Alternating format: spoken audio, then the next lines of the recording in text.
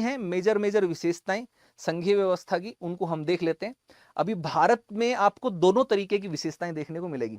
भारत एक विचित्र प्रकार का संघ है जहां पर आपको फेडरल विशेषताएं, संघीय विशेषताएं तो मिलेंगी ही मिलेंगी, उसके साथ साथ आपको एकात्मक विशेषताएं भी देखने को मिलती हैं। यूनिटरी की भी आपको कुछ फीचर्स देखने को मिलेंगे। तो पहले हम भारत के संविधान की जो संघीय विशेषताएं हैं उनको देख लेते हैं एक एक करके, फिर हम यूनिटरी वाले पर चल देंगे। ठीक है, तो सबसे पहले तो है द्वैध राज्य पद्धति, जिसको हम बोलते हैं ड्यूल पॉलिटी। ड्यूल पॉलिटी का मतलब अगर हम बात करते हैं संघ स्तर पर केंद्र की सरकार और राज्य के स्तर पर राज्य सरकार, ठीक है, ये व्यवस्था अपनाई गई है। अपने अपने क्षेत्रों में संप्रभु शक्तियां केंद्र प्रदान की है। केंद्र सरकार राष्ट्रीय महत्व के मामले जैसे रक्षा, विदेश, मुद्रा, संचार आदि को देखती है, जबकि दूसरी तरफ राज्य सरकारें क्षेत्रीय एवं स्थानीय महत्व के मुद्दों को देखती है, जैसे सार्वजनिक व्यवस्था, कृषि, स्वास्थ्य, स्थानीय प्रशासन एक्सेट्रा। तो भारत में सरकार का दो प्रकार देखने को मिलेंगे, एक संघ सरकार और एक राज्य सरकार। 28 राज्य, हर राज्य की एक अपनी सरकार होती है। लेकिन ये ड्यूल पॉलिटी के साथ साथ भारत के अंदर एक और बड़ा बदलाव है संघीय व्यवस्था को अगर हम देखें तो एक नया बदलाव जो आपको देखने को मिलेगा वो 73, 73वें और 74वें संविधान संशोधन के बाद, ठीक है, इनके बाद आपको देखने को मिलता है। और वो क्या देखने को मिलता है कि भारत में पंचायतें, ठीक है, स्थानीय स्वशासन, पंचायत और नगर पालिका, ठीक है, ये आपको देखने को मिलती है। ये एक बहुत बड़ा बदलाव देखने को मिलता है। तो अब भारत की संघीय व्यवस्था को अगर आप देखोगे ना तो आपको 3 स्तर एक तरीके से आप मान सकते हैं, देख सकते हैं इस तरीके से।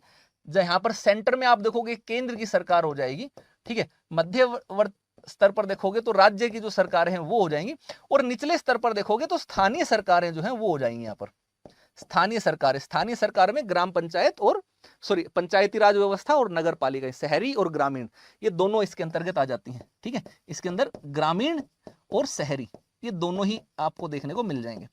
तो इस तरीके का स्ट्रक्चर बन गया। विश्व में एकमात्र ऐसा देश है जिसमें इस तरीके की व्यवस्था है। पूरे देश विश्व में इस तरीके की 3 हिस्सों में बंटवारा कहीं पर भी नहीं है।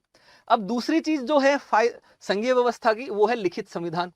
अब भारत का संविधान को अगर आप देखोगे तो दुनिया का सबसे ज्यादा लंबा लिखित संविधान, बड़ा लिखित संविधान जो है वो भारत का ही है। दुनिया भर के अनुच्छेद, दुनिया भर की अनुसूचियां, दुनिया भर के आपको संशोधन इसमें देखने को मिलते हैं। 2019 तक की अगर आप बात देख करोगे तो 2019 तक इसमें जाकर के 450 से ज्यादा अनुच्छेद, ठीक है, आपको इसमें अनुच्छेद देखने को मिल जाएंगे। 25 भाग, 12 अनुसूचियां आपको देखने को मिल जाती हैं। 104 संविधान संशोधन वर्तमान तक इसमें आपको देखने को मिल जाते हैं जो हो चुके हैं। ठीक है, तो इन सब का रीजन क्या है? इन सब का रीजन ये है कि उसमें क्लियरली लिखा हुआ है, हर चीज का लिखा हुआ है। क्या लिखा हुआ है? कि केंद्रीय एवं राज्य सरकारों की शक्तियों एवं उनके प्रयोग का विस्तृत विवेचन है। दोनों के मध्य गलतफहमी और असहमति को उत्पन्न ये नहीं होने देता है। और ये जरूरी था, क्योंकि अगर 2 तरीके की सरकारें हैं तो अगर आप लिखित संविधान नहीं दोगे ना तो भाई इसमें विवाद बड़ा हो सकता है, डिस्प्यूट होने की संभावना जो बहुत ज्यादा हो सकती है। और भारत में तो हर चीज के लिए लिखित में ही चीजें मांगी जाती हैं। रिटर्न में चीजों को ज्यादा प्रायोरिटी दी जाती है कि भाई कहां लिखा है बताओ। आप देखते हैं ना हर चीज के लिए, जैसे मान लेते हैं आप रास्ते में जा रहे हैं, कहीं पर कोई व्यक्ति है वहां पर दीवार के ऊपर सुसु करने में लगा हुआ है, धार मारने में लगा हुआ है। अब ऐसे में आप उसको टोक करके बोल दो कि अरे भाई ये तो स्कूल की दीवार है, आप यहाँ पर क्यों कर रहे हो? तो वो एक तो आपको मना करने की बजाय, अपनी गलती मानने की बजाय उल्टा लड़ने लग जाएगा। बोले कहाँ लिखा है बता, कौन सी दीवार पे लिखा, किधर लिखा है कि सुसु करना मना है? अब लिख तो वो उस चीज के ऊपर आते हैं। अब वो भी अलग बात है कि साधारण तौर से लिख देने से भी नहीं मानते। कई जगह पर साधारण तौर पर भी लिखा रखा है कि यहाँ पर सुसु करना मना है ना, वगैरह वगैरह, या यहाँ पर थूकना मना है कई जगह पर। तो कई बार तो मैंने ऐसा देखा है कि हम लोगों को, बहुत सारे लोगों को तो ये चीज याद आती है जब दीवार पर या कहीं पर लिखा रखते हैं ना कि यहाँ पर थूकना मना है, तो ऐसे में याद आता कोई व्यक्ति, कोई भाई साहब जो आजकल तो खैनी पान मसाले का बड़ा एडवर्टाइजमेंट भी बहुत हो रहा है, बड़े बड़े एक्टर आकर के कर रहे हैं, बोलो जुबा केसरी है विमल, पता नहीं कौन कौन से, दिलबाग, ये इतना बड़े बड़े लोग आकर के उसका एक्ट कर रहे। तो भारत में बहुत सारी बड़ी संख्या में लोग गुटखा तंबाकू खाते रहते हैं। तो जो वो दीवार पर दिखते हैं ना, उनमें से कई लोगों को दीवार पर दिखते हैं कि यहाँ पर थूकना मन है, तो उनको आता ओ मुंह थूक जमोगे, थूकना भी है? दीवार पर देखेंगे ऐसा हाथ लगाएंगे, ऐसा पिचकारी छोड़ेंगे सीधा निशाना।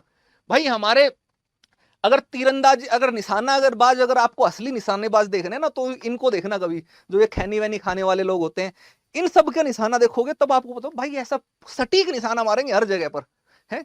इनको ले ओलंपिक में थूकबाजों का, निशानेबाजों में अगर कोई आएगा तो वो यहाँ के ये जो गुटखा खैनी खाने वाले कुछ जो पर्सन है वो हो सकते हैं। तो बेसिकली, लेकिन जो कोई चीज है उसको कानून में लिख देते हो, कानूनी रूप से लिख देते हो, तब उसका पालन होने लग जाता है। जैसे ट्रैफिक रूल्स, उसमें कानून में लिख दिया कि हेलमेट नहीं पहन करके जाओगे तो मोटा चालान होगा, तो सब लोग मानते हैं, मानना स्टार्ट कर दिया लोगों ने, ठीक है। पहले नहीं मानते थे, अब मानने स्टार्ट कर दिया। तो सेम यही चीज थी, लिख देने से क्या होता है ना, चीजें क्लियर हो जाती है, स्पष्ट हो जाती है कि भाई देखो ये चीज है, ये तुम्हारा, ये उसका, ये इसका। तो आपस में पंगा होने का, झगड़ा होने का खतरा जो है वो समाप्त हो जाता है। तो संघ सरकार, राज्य सरकार, इन दोनों के बीच में इस तरीके का कोई विवाद ना हो, तो इसका केवल यही उपाय था कि लिखित रूप से कर दो, सारी चीजें बता दो कि भाई संघ के पास कितनी शक्तियां हैं, राज्य के पास कितनी शक्तियां हैं, संघ क्या कर सकता है, राज्य क्या कर सकता है, दोनों अपना अपना काम करो, मस्त, कोई बात ही नहीं। कोई टकराव, कोई परेशानी आए तो संविधान खोल करके देख लो कि किस किस को क्या अधिकार है, कौन करेगा, ठीक है। तो गलत फहमी और असहमति को होने से रोकने के लिए लिखित संविधान जो बहुत भूमिका निभाता है। अब डिवीजन ऑफ पावर, संविधान के अंदर अगर हम बात करते हैं सत्यों के विभाजन में, तो 3 अनुसूचियां आपको देखने को मिलती है। सबसे पहले भारत की 7वीं अनुसूची जो है, 7th शेड्यूल जो है, इस 7वीं अनुसूची के अंदर 3 सूचियां होती हैं। पहली जिसको आप बोलते हैं संघ सूची, ठीक है, दूसरी जिसको आप बोलते हो राज्य सूची, तीसरी आप जिसको बोलते हैं संवर्ती सूची। संवर्ती सूची, ये 3 सूचियां आपको देखने को मिलती हैं। अब संघ सूची पर संघ कानून बना सकता है, राज्य सूची पर राज्य कानून बना सकता है, ठीक है। यहां पर केंद्र का मतलब संसद, राज्य का मतलब यहां पर राज्य, ठीक है। लेकिन कुछ अपवादजनक परिस्थितियां हैं, कुछ अपवाद ऐसे हैं जिसमें केंद्र भी कानून बना सकता है। 5 अपवादजनक परिस्थितियां हैं, ठीक, उनको हम केंद्र राज्य संबंधों में डिस्कस करेंगे, अभी वहां की जरूरत नहीं है, उसको वहां पर ही डिस्कस करेंगे बहुत डिटेल से, ठीक है। अभी बस इतना ही समझ लीजिए। और संवर्ती सूची के ऊपर केंद्र और राज्य दोनों कानून बना सकते हैं, केंद्र प्लस राज्य दोनों ही कानून बना सकते हैं। तो शक्तियों का विभाजन कर दिया, क्लियर बता रखा है कि भैया तुम किस पे कानून बनाओगे, तुम किस पे बनाओगे, कौन क्या नहीं बना सकता, तो मामला ही खत्म, झगड़ा ही नहीं।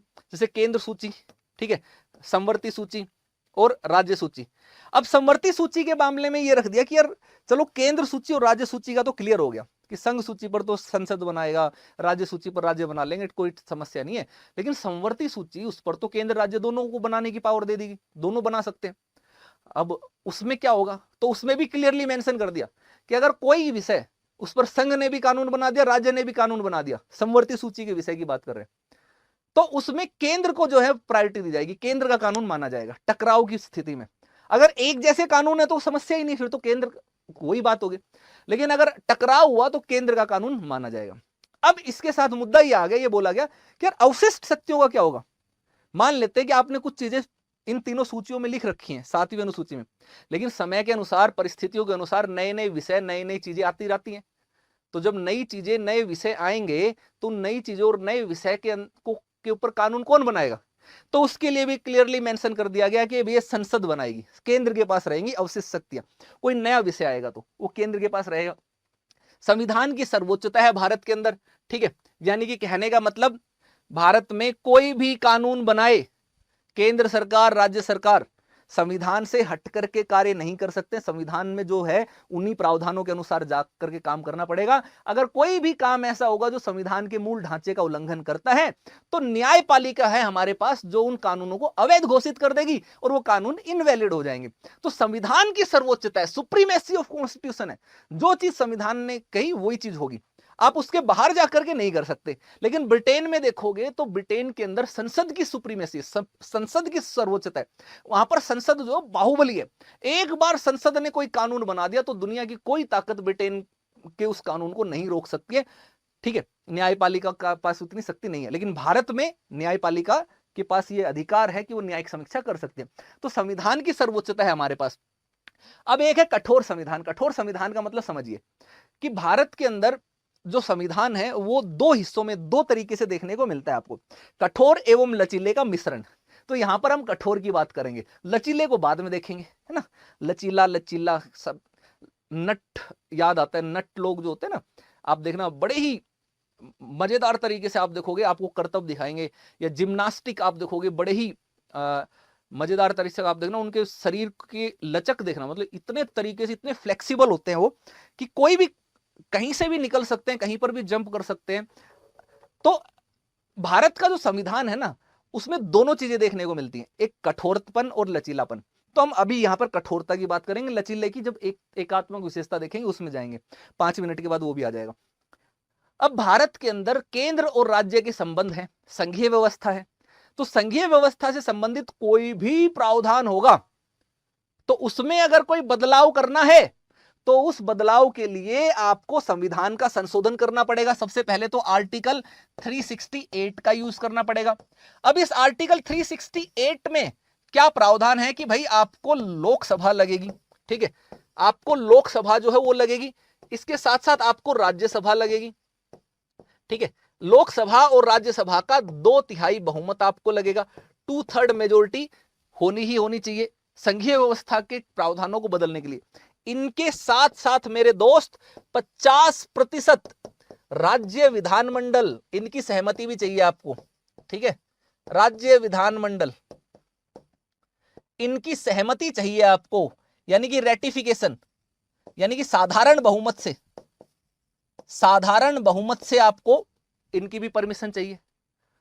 तो किसी मामले पर मेरे दोस्त लोकसभा में 2/3 बहुमत मान लेते, ले भी आए, राज्यसभा में 2/3 बहुमत लाना एक अपने आप में एक बड़ी बात हो जाती है।